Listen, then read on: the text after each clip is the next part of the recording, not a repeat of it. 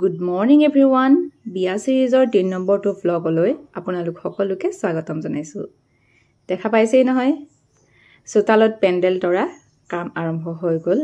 এয়া বাহ অলমোস্ট তৰিলে আৰু সো এতিয়া আৰু লাহেকে বিয়াৰ ফিলটো আহিছে আৰু বিয়া বুলি কৈ থাকোতে হাতত আৰু বেছি দিন সময় নাই। এদিন দুদিনকে বিয়ালে আৰু হাতত সময় নাই। প্ৰায় 15 দিন মান আছে বিয়ালে। সো 15 দিনৰ আগতে মানে পেন্ডেল তৰিব লগা হ'ল কাৰণ এতিয়া যেতুকে বৰষুণৰ বতৰ এগিন দেখিছে নহয় এনেকুৱা নেকনেককে বৰষুণ একদম মানে অৱস্থা নাইকিয়া হৈ গৈছে। যদিহে মানে সোনকালে পেন্ডেলখন দিয়া নহয় তেতিয়া হলে পেন্ডেল হৈ নাথাকিব আৰু হেহে সোনকালে পেন্ডেল তৰিলে। কালি এয়া অলমোস্ট কাম হৈ গল আৰু মানে বাঁহ তৰা কাম হৈ গল, কিন্তু টিং লগোৱা নাই। টিং আজি বা কাইলে ভিতৰত লগাই দিব বাৰু।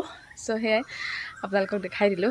হাতত সময় বেছি নাই, ঘৰখন এৰি থৈ যোৱা সময় ওচৰ চাপি আহিলে উপায় নাই, ছোৱালীৰ এইটো নিয়মে আৰু নহয় জানো।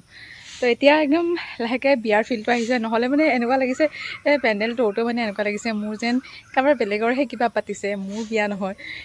সো আজি অকণমানকে ৰ'দটো ওলাইছে আৰু বাহিৰত মই গ'লে মানে চকুৱে মেলিব নোৱাৰো চশমা পিন্ধিলে, সেইকাৰণে ভিতৰলৈ আহি গ'লো।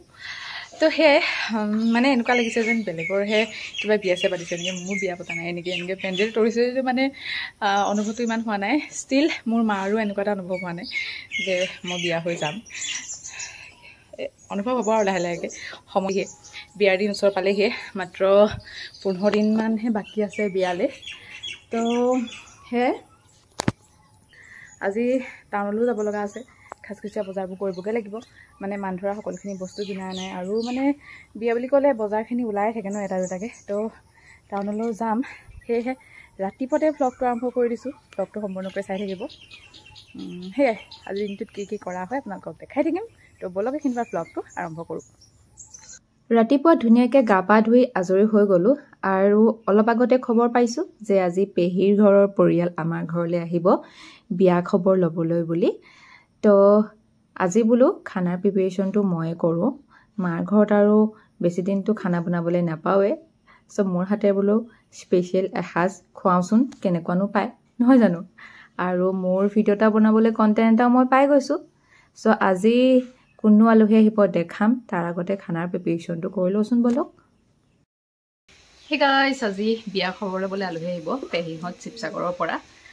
সো তাৰ কাৰণে অকণমান বোলো মাংস অকণকৈ বনাওঁ। আজি বতৰটো ডাৱৰীয়া, খায়ো ভাল লাগিব, আলহীকো দিও ভাল লাগিব। তো সেইকাৰণে হাঁহৰ মাংসয়ে বনাবলৈ লৈছোঁ, তাকো জুইত।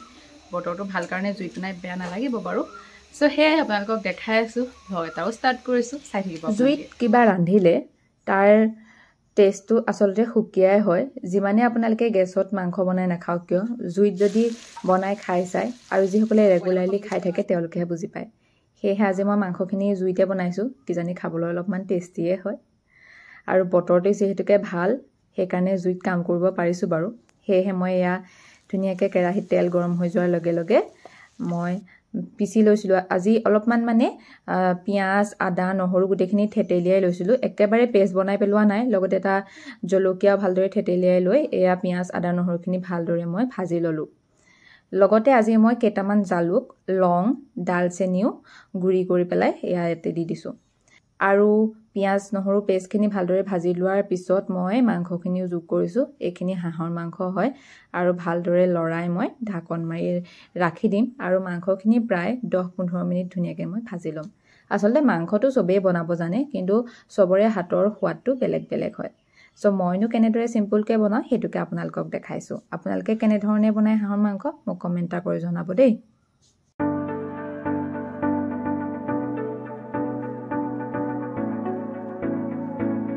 এয়া চাওঁতে চাওঁতে হাঁহৰ মাংসকণ ৰেডি খাবলৈ, আৰু আলহীয়ে খাই ভাল পাইছোঁ বুলিয়ে কৈছিল বাৰু। আপোনালোকো কেতিয়াবা আহিব, মোৰ হাতেৰে হাঁহৰ মাংস আপোনালোকক বনাই খুৱাম। তেতিয়া আপোনালোকে জনাব মই ভাল বনাওঁ নে বেয়া বনাওঁ, ঠিক আছে বাৰু। আজি কোন কোন আলহী আহিছিল সেইটো আপোনালোকক অকণমানকৈ দেখাই দিছোঁ। এয়া আলহীয়ে কথা পাতি আছিল, ওচৰৰ খুৰী আছে, পেহী বৌ, লগতে এয়া আমাৰ কিউটি পাইজনী নাম ধুনী। আজি আমাৰ আলহী দেই, হাই বুলি কৈ দিয়া, হাই এনেকৈ কৈ দিয়া। হেল্ল' এভৰিৱান, আজি হৈ গ'ল নেক্সট ডে। কালি আলহীৰ লগত লাগি থাকোঁতে আচলতে কেতিয়ানো সময়কণ গ'ল ধৰিবই নোৱাৰিলোঁ, সেয়েহে মই ভিডিঅ'টো বেছিকৈ কণ্টিনিউ নকৰিলোৱে। আজি পুনৰবাৰ বিয়া বজাৰ কৰিবলৈ বুলি ওলাইছোঁ। ইমান বেছি গৰম নহয়, উপায়তো নাই, বজাৰ কৰিবই লাগিব। চ' ওলাইছোঁ আৰু এয়া টমটমত উঠি ল'লোঁ, এতিয়া বলক গৈ থাকোঁ। টাউন আহি পাই গ'লোহি আৰু আহি পাই ভাবিলোঁ আজি সকলোৰে মুখে মুখে শুনি থকা শুৱালকুছি তাঁত ঘৰলৈকে যাওঁচোন। আৰু আলুপট্টিত আছে এই দোকানখন, আৰু এয়া দোকানখনৰ পৰিৱেশটো অকণমান দেখালোঁ। দোকানখনত ভেৰাইটিজ কালেকশ্যন পায়, কেৱল চাদৰ মেখেলা বুলি নহয়, ডাঙৰ মানুহৰ পৰা সৰু ল'ৰা ছোৱালী বা কিডছৰ সকলোখিনি বস্তু পায়। যদিহে বিয়াৰ বজাৰ হিচাপে কৰিবলৈ যায় তেতিয়াহ'লে ভাল হয়। মই ইয়াৰ পৰা কেইযোৰমান চাদৰ মেখেলা ঘৰত পিন্ধিবৰ কাৰণে ল'লোঁ, ভালেই হয় বাৰু। এই শুৱালকুছি তাঁতঘৰখনৰ উপৰিও চাদৰ মেখেলা কিনিবৰ কাৰণে কিন্তু গোলাঘাটৰ পাঞ্জাৱ নেশ্যনেল বেংকৰ ফ্ৰণ্টতে আছে কাজিৰঙা চিল্ক হাউচ, তাতো কিনিবলৈ ভাল, কিন্তু তাৰ প্ৰাইচটো অকণমান বেছি পালোঁ। চ' তাতে কেইযোৰমান কাপোৰ কিনাৰ পিছত মই আহি গ'লোঁ মান ধৰা কাপোৰৰ কিছু বজাৰ কৰিবলৈ, মানে ল'ৰা মানুহৰ কাৰণে চাৰ্ট টাৰ্ট কিনিবৰ কাৰণে। এয়া দেখিছেনে, এনেকুৱা বেছি টায়াৰ্ড হৈ পৰিছোঁ, আজি গৰমটো খুব বেছি। আৰু আজি পিছে মোৰ লগত মিষ্টাৰো আহিছে, অকণমান দেৰিকৈ আপোনালোকক দেখাই আছোঁ। বজাৰখিনি কৰিলোঁ দেই।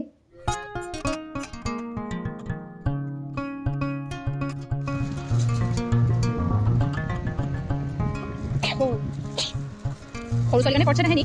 সৰু ছোৱালীৰ কাৰণে কৰ্চেটটো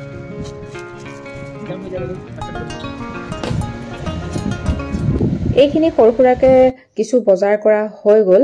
এতিয়া অকণমান বোলো পেট পূজাও কৰিলোঁ। আৰু এয়া হৈছে মিষ্টাৰ। আৰু দেখিছেনে, কঞ্জুচিৰো এটা সীমা থাকে। মোৰ বেছি ভোক নাছিল কাৰণে এটা ৰোলকে দুভাগ কৰি খাইছোঁ। এই বস্তুবোৰ মানে ভগাই খালে মৰম বাঢ়ে নে কি কৰে আছে। বাৰু কি নহওক, পেট পূজাটো কৰি ঘৰ গৈ আছোঁ, তাৰপিছত আপোনালোকক লগ পাই আছোঁ। চাই থাকিব কিন্তু ভিডিঅ'টো। বন্ধু বান্ধৱীসকল, ঘৰ আহি পাই ধুনীয়াকৈ গা পা ধুই ফ্ৰেছ হৈ ল'লোঁ। এতিয়া ভাবিছোঁ অকণমান স্কিনৰ যত্ন লওঁ, বিয়ালৈ বেছি দিন নাই। আৰু এনেকৈ ৰ'দত ওলাই গৈ থকাৰ কাৰণে মোৰ স্কিনখন একেবাৰে ডাল হৈ গৈছে, স্কিনৰ উজ্জ্বলতা নাইকিয়া হৈ গৈছে। সেয়েহে ভাবিছোঁ অকণমান স্কিন কেয়াৰ কৰোঁ। আৰু সেইকাৰণে এটা পাত্ৰত লৈ ল'লোঁ মই 2 চামুচ বইল কৰা ভাত, বা আপোনালোকে খাবলৈ যি ভাত বনাই লৈ ল'ব পাৰে। তাতে মই আধা চামুচৰ পৰিমাণে দিছোঁ মৌজোল, আধা চামুচৰ পৰিমাণে দিছোঁ গ্লিচাৰিন, তাৰপিছতে আধা চামুচ মই লৈছোঁ চেনি, আৰু ইয়াতে মই আধা চামুচ বা 1 চামুচ আপোনালোকে বইল কৰা বা কেঁচা গাখীৰ ল'ব পাৰে, আৰু 1 চামুচ মই ইয়াতে দৈও মিহলি কৰিছোঁ। ভালদৰে গোটেইখিনি পেষ্ট বনাই ল'লোঁ। আপোনালোকে ভাতখিনি বা বইল কৰা ভাতখিনি আপোনালোকে ভালদৰে অকণমান পেষ্ট কৰি ল'ব, তেতিয়া স্কিনত ব্যৱহাৰ কৰিবলৈ ভাল হয়। আৰু এয়া মিক্স কৰি ল'লোঁ। মই একেবাৰে মিক্সিত দিয়া নাই, চামুচখনৰ সহায়তে মানে পেষ্ট বনাই ল'লোঁ। এতিয়া চাফা স্কিনত এই পেষ্টটো স্কিনত ব্যৱহাৰ কৰিছোঁ, আৰু মই প্ৰায় 5 মিনিটমান সময়ৰ কাৰণে ভালদৰে এই মিশ্ৰণটোৰ সহায়ত স্কিনখন মাছাজ কৰি ল'ম, আৰু তাৰপিছত 10 বা 15 মিনিট সময়ৰ কাৰণে শুকাবলৈ ৰাখি দিম। তাৰপিছত মই আপোনালোকক ৰিজাল্টটো দেখাম। আমেজিং ৰিজাল্ট পায় আচলতে। এবাৰ ব্যৱহাৰতে আপোনালোকে নিশ্চয়কৈ দেখিব স্কিনখন বহুত বেছি মইশ্চাৰাইজ আৰু হাইড্ৰেট হৈ পৰে। ফেচ পেকটো 10 মিনিট ৰখাৰ পিছত আপোনালোকে গম পাব স্কিনখন টানি টানি ধৰিব, তেতিয়া আপোনালোকে মুখখন ধুই দিব। আৰু ঠাণ্ডা পানীয়ে মুখখন ধুই অহাৰ পিছত দেখিছে মোৰ স্কিনখন বহুত বেছিয়ে মইশ্চাৰাইজ হৈ পৰিছে, আৰু স্কিনখন চাফা হৈ পৰিছে। লগতে স্কিনখনৰ যিটো মানে ৰং, সেই ৰংটো অকণমান চাফা হৈ পৰিছে। আপোনালোকেও ঘৰত এই ফেচ পেকটো এবাৰ ব্যৱহাৰ কৰি চাব, আৰু ব্যৱহাৰ কৰি কেনে পালে মোক জনাবলৈ নাপাহৰিব।